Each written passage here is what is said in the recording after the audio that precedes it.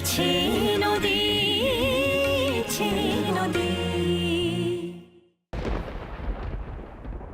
তোমার যে দিদি তোমাকে মারার প্ল্যানটা পর্যন্ত করে ফেলেছিল, সে চারটে ছেলেকে তোমার পেছনে লাগিয়েছিল শুধুমাত্র তোমাকে হ্যারাস করার জন্য, সেটা ভগবান নিচে এসে বললো আমি মানবো না।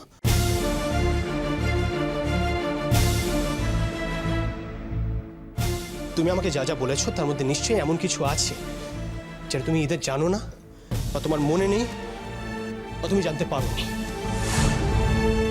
বাবা, আচ্ছা তুই তুই ঠিক কি বলছিস বলতো? কি জানতে পারিনি বল। দাদা, তুমি কিন্তু খুব অদ্ভুত কথা বলছো এবার। হ্যাঁ, এটা ঠিক, ওখানে অন্য আরো অনেক বিপদ ঘটতে পারতো, কিন্তু ইনসিডেন্টলি সেটা ঘটেনি। অদ্রিজা মেঘলার ক্ষতি করতে চেয়েছিল, কিন্তু শেষ পর্যন্ত মেঘলার বুদ্ধিতেই সেটাও করে উঠতে পারে।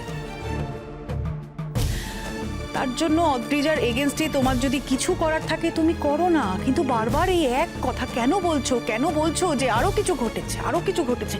এটা বললে মেয়েটার মনের মধ্যে, মেঘলার মনের মধ্যে গিল্টি ফিলিং হয় না? হয় কি না বলো? তুমি যেটা বলছো সেটা হয় না তাতান।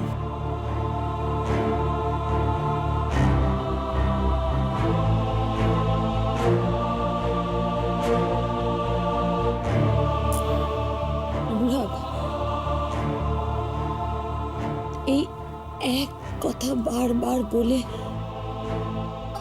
আমি ক্লান্ত হয়ে পড়েছি, বিশ্বাস করো।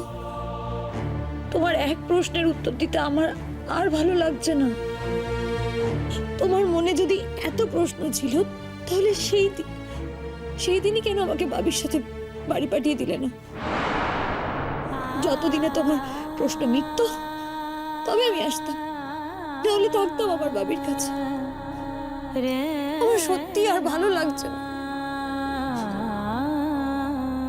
এবার আমার অপমানিত লাগছে, অসম্মানিত লাগছে।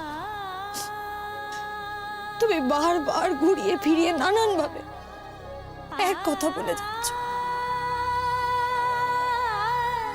হয় তুমি তোমার প্রশ্ন বন্ধ করো, আর না হলে প্লিজ আমাকে আমার বাবির কাছে দিয়ে এসো। এখানে এভাবে আমার আর থাকতে ভালো লাগছে না।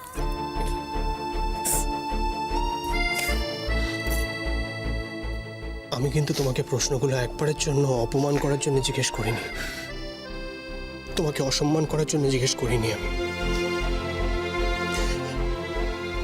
আমি তোমাকে কষ্ট দিতে চাই না মেঘলা,